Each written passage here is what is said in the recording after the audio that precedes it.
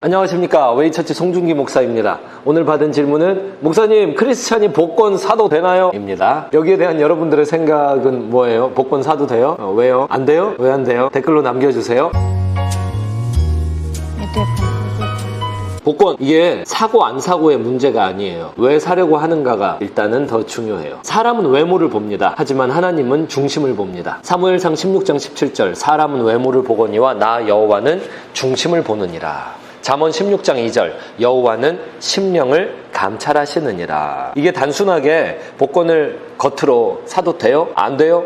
둘 중에 하나? 이 문제가 아니라고요. 하나님은 복권을 사려고 하는 그 사람의 마음의 상태를 감찰하세요. 잠언 16장 2절의 감찰이라는 표현, 이게 법정 용어예요. 법정에서 검사가 이 사람이 합법적인 행위를 했나 아니면 불법을 행했나 이것을 확인하는 작업을 할 때 쓸만한 용어예요. 감찰하시느니라. 하나님은 이 사람이 합법적인지 불법적인지 그 중심의 동기까지, 생각까지 다 확인하고 계십니다. 그래서 복권을 사려고 하는 그 마음에 대해서 먼저 생각을 해봐야 되는데요. 고린도전서 10장 31절, 그런즉 너희가 먹든지 마시든지 무엇을 하든지 다 하나님의 영광을 위하여 하라 하면서 그 중심의 태도에 뭐가 있어야 되는지도 성경이 분명히 이야기해주고 있죠. 어쨌든 이렇게 이야기를 하면은 많은 사람들이 반문하기를, 아니 그러면 목사님 좋은 의도가 있으면 복권을 사도 된다는 거네요. 그러면 제가 이렇게 하면 안 될까요? 하나님, 이 복권이 꼭 1등에 당첨되게 하여 주옵소서라고 기도하고 믿음으로 제가 지르면 안 될까요? 살 때 하나 사는 것보다 조금 더 이렇게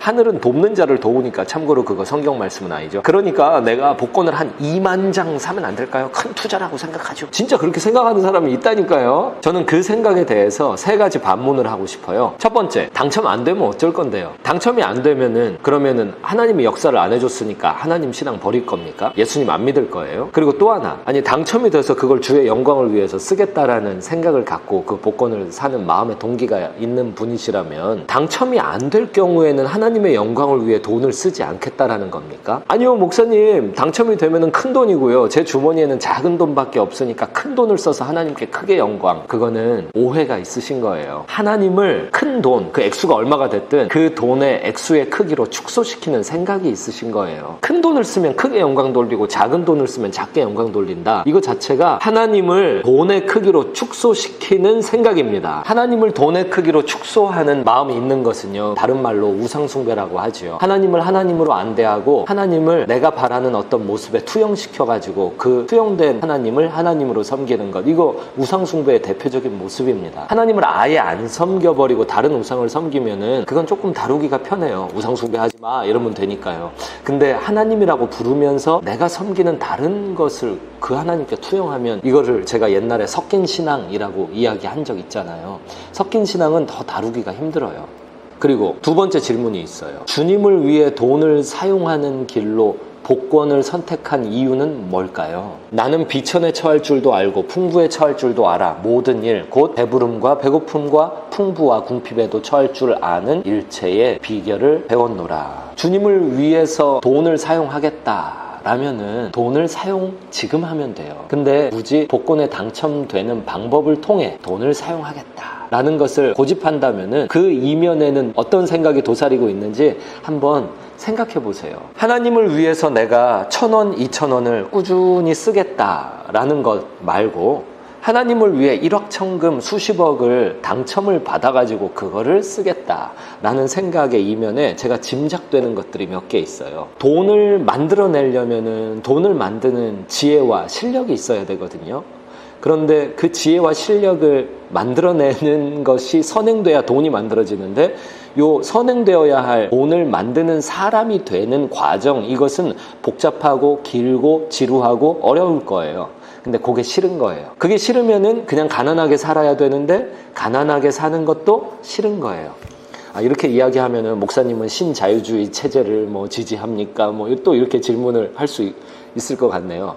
그런데 성경이 이야기하는 것은요, 하나님은 하나님의 사람을 쓸 때 하나님의 방법으로서 하나님의 사람을 씀으로써 하나님의 크기를 제한하십니다. 하나님의 사람의 수준에다가요. 우리 생각의 수준이 복권 당첨되는 금액이 있을 때 그걸 가지고 하나님께 쓰겠다라는 생각과 고집이 있는 한 하나님은 그것을 들어주실 수가, 그게 제가 성경을 계속 읽고 있는 사람 중에 하나인데 하나님은 그런 식으로 역사하지 않으십니다. 하나님은 오히려 내가 돈을 만들어서 하나님께 헌금을 하고 돈을 만들어서 큰 돈으로 하나님을 섬기겠다 이런 마음이 있는 사람이라면 그 사람이 큰 돈을 만들어낼 만한 사람이 될 때까지 기다리고 도우실 겁니다.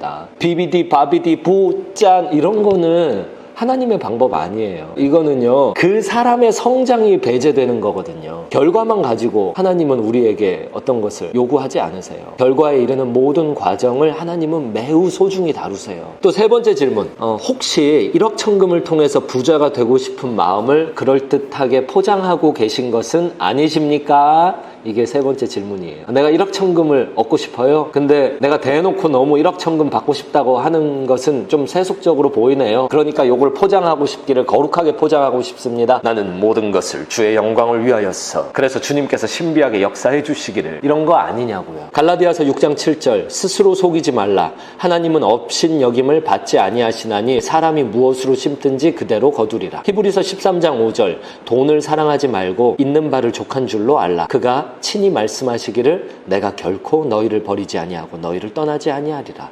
마태복음 6장 33절, 그런즉 너희는 먼저 그의 나라와 그의 의를 구하라. 그리하면 이 모든 것을 너희에게 더하시리라. 네, 이렇게 질문에 대해서 저의 세 가지 질문을 드렸어요. 제가 드린 세 가지 질문을 생각해보고 거기에 대답을 하실 수 있다면 우리 더 이야기해봤으면 좋겠습니다.